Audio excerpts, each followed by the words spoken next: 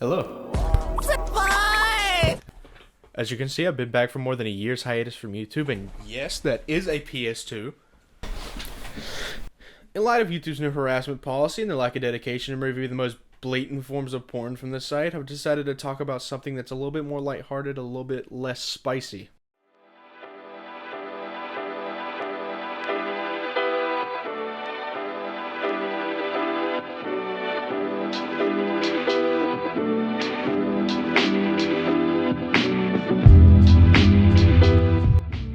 Resident Evil.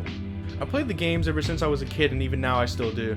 However, there are some pitfalls to the series. Some minor ones that impact gameplay in the later games, and then there are some that I wouldn't even call pitfalls. I'd call them valleys that rival the chasms of the Grand Canyon. But before I get into what ruined the series, let's talk about the history of Resident Evil. Out of all Resident Evil games, this is the one I remember the least. I didn't have it while growing up, and when playing it later, it just didn't work for me. It was a rough start to the series. You either loved it or hated it, but undeniably it was a breakthrough in the early beginnings of survival horror. Before this was things like Alone in the Dark, Ecstatica, I Have No Mouth and I Must Scream, and The Lurking Horror. All of which came before Resident Evil and paved the way for its uniqueness. Resident Evil 1, originally released by Capcom in 1996, was the first in the series. Led by Shinji Mikami, a man that looks like modern-day Aiden Pierce. It was actually created as a remake of the game Sweet Home that was released 7 years prior and took many creative liberties from it. The game starts out with an FMV of the stars encountering a downed helicopter with no one seeming to be inside alive. In Northwest Raccoon City, where we're searching for the helicopter of our compatriots Bravo team, who disappeared during the middle of our mission. Found it? No, I haven't found it yet. And then, the cheesiest horror scene of all time with the fakest new dog models I've ever seen before. Everything in the scene screams subpar, from the bad voice acting Joseph! To the jump cuts that happen every second, showing close-ups of zombies, dogs, and grass. Terrible.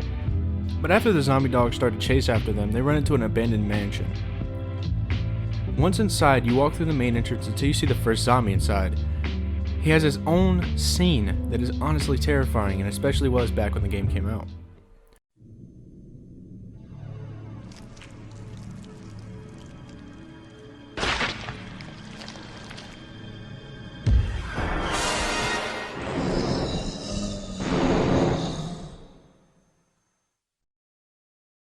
This is the face of pure nightmare. But there's one thing in this game that is even worse. The fucking hallways, like Jesus! The stiff tank controls combined with the tight hallways that stop your momentum when you touch them makes this game fucking hell. Even the slightest presses to the side send you slamming into walls and stopping you from running from the zombies chasing you. That combined with a melodramatic ending makes this game a miss for me. I give this game a 6.5 out of 10. It kind of fucking sucks, but, you know, playable. After about weeks of editing this video, I realized that I need to work harder, and then I need to be stupider in my videos. I need to do a little bit more.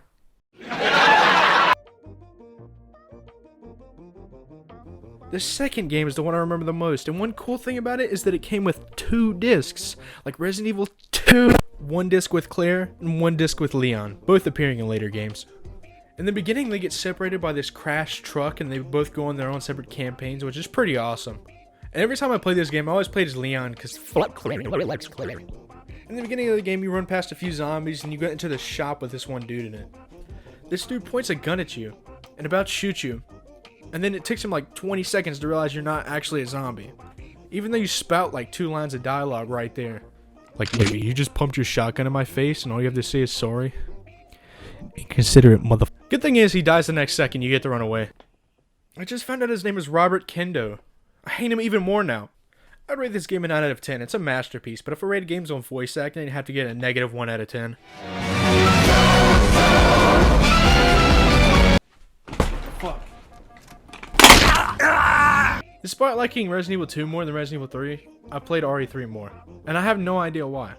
Resident Evil 3 plays Jill Valentine and she does stuff. Then there's like Nemesis, but like... yeah. I'd give Resident Evil 3 a 7.5 out of 10. Oh cool, a first person Resident Evil. I wonder if it's good. No. Okay, on to Resident Evil 4. About that. About this and games ahead of this. So who decided that zombies could hold weapons? Like, seriously, did we need this to happen? I mean, the game is still good, of course, but why? I'd have to rate this game an outstanding 8 out of 10. I like white people stupid!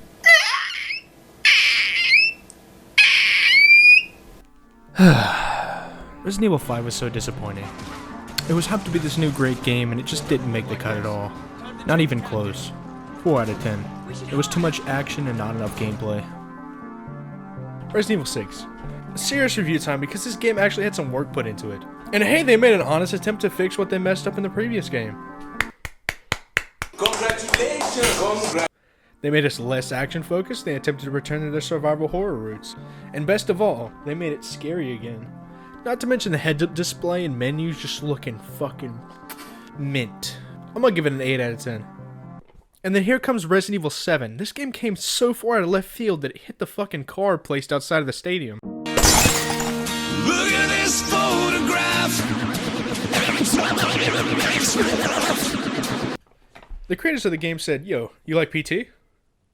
Well, fuck you, we're not gonna give you PT, we're gonna give you Resident Evil 7.